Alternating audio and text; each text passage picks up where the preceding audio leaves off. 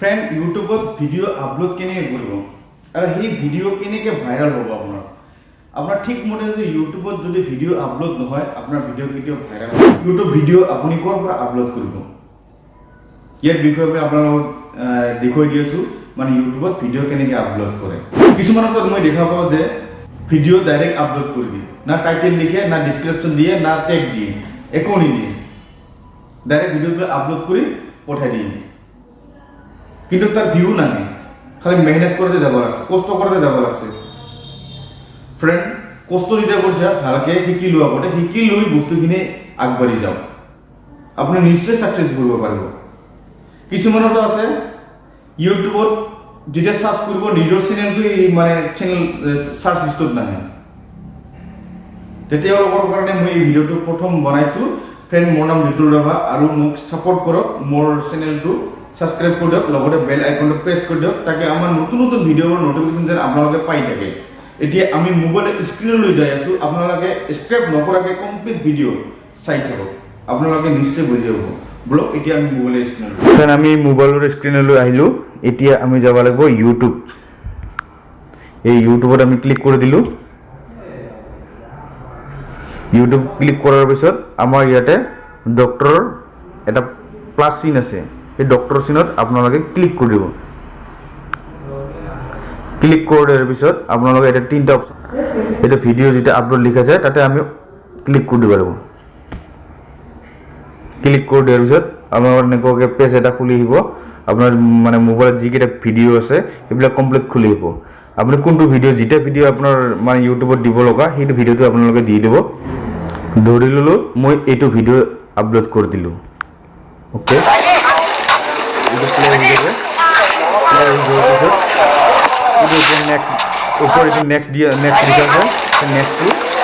Click কৰি দিব লাগিব। ক্লিক কৰি দিয়াৰ পিছত আপোনালোকৰ আহিব ইয়াতে প্ৰথমতে আহিছে আমাৰ টাইটেল। সেই টাইটেলটো আপোনালোকে ভিডিঅ'টো কিহৰ ওপৰত বনাইছে, কি ভিডিঅ' বনাইছে সেইটা হিচাপত আপুনি টাইটেল দি দিব। তাৰপিছত আপোনাৰ ডিছক্ৰিপশ্যন আছে, তাৰপিছত লোকেশ্যন আছে, লোকেশ্যন আপুনি দি দিব পাৰে।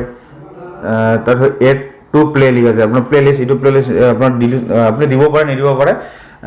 কিন্তু আপোনাৰ এটা কথা ক'লে আপোনালোকক যে টাইটেল আৰু ডিছক্ৰিপশ্যন টেগ সেই তিনিটা বস্তু মেচ হ'ব লাগিব। যেতিয়া মেচ হ'ব তেতিয়া আপোনাৰ ভিডিঅ' ৰেংক হ'ব। যেতিয়া আপোনাৰ ভিডিঅ' ৰেংক হ'ব তেতিয়া আপোনাৰ ভিডিঅ'টো সাৰ্চ লিষ্টত আহিব, ঠিক আছে। তো এনেকুৱাকৈ আপোনালোকে ভিডিঅ'টো আপলোড কৰিব। ধৰি লওক মই ইয়াতে দিলোঁ, মোৰ নামটো লিখি দিলোঁ বাৰু, ঠিক আছে দিলোঁ। কিন্তু ডিছক্ৰিপশ্যন আপোনাৰ ভিডিঅ'টো কিহৰ ওপৰত বনাইছে সেইটোৰ বিষয়ে আপোনাৰ লিখিব লাগিব।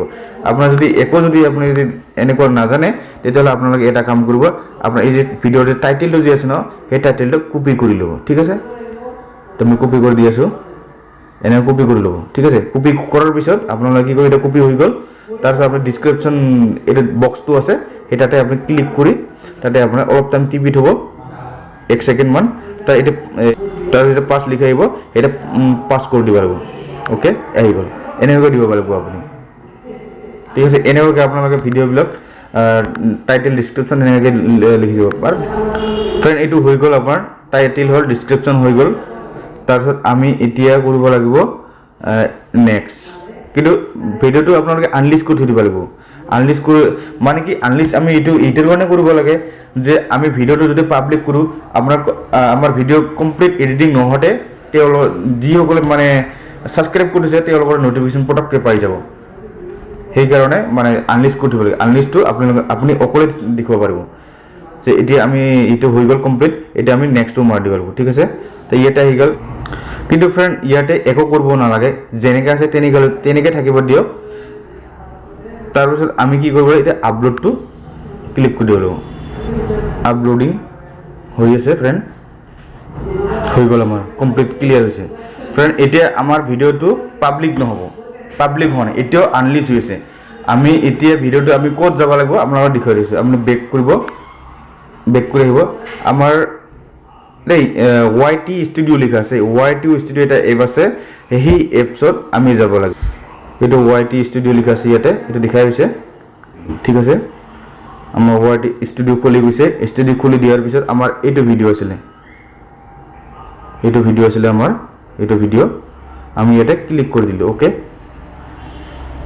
ক্লিক কৰি দিয়াৰ পিছত আমাৰ এনেকৈ এটা পেজ খুলি গ'ল এইবাৰে আমি যাব লাগিব এইটো কলমৰ এটা চিন আছে সেই কলমৰ চিনত আমি যাব লাগিব এইটো দেখিছে কলমৰ চিন এটা আমি ক্লিক কৰি দিব লাগিব সেই ক্লিক কৰি দিয়াৰ পিছত ফ্ৰেন্ড আমাৰ এইটো খুলি গ'ল তাৰ আমি টেগ লগাব লাগিব এইটো টেগ লিখা আছে এড টেগ এড কৰি এটা টেগ লিখা আপুনি যিকোনো টেগ দিব পাৰে যেনে ধৰণৰ Zubeen ZUBIN Zubeen SONG songs তাৰপিছত আমি কৰি দিব লাগিব Zubeen video ZUBIN Zubeen VIDE video তাৰপিছত আমাৰ যে আছে এইটো বস্তু বেক কৰি দিব লাগিব এইটো দি এনেকৈ টেগ লগাব আপুনি এনেকৈ টেগ লগাই গৈ থাকিব বেছি নালাগে 4-5টা আপুনি টেগ লগাই দিব আমি এইটোৰ কাৰণে আমি টেগ লগাব লাগে যে ভিডিওটো ৰেং হ'ব লাগিব আমাৰ ৰেং হ'লে আপোনাৰ সাৰ্চ লিষ্টত আহিব ফ্ৰেন্ড এতিয়া আমাৰ কাম কমপ্লিট হৈ গৈছে এতিয়া আমি পাব্লিক কৰি ভিডিওটো সেভ কৰি দিব লাগিব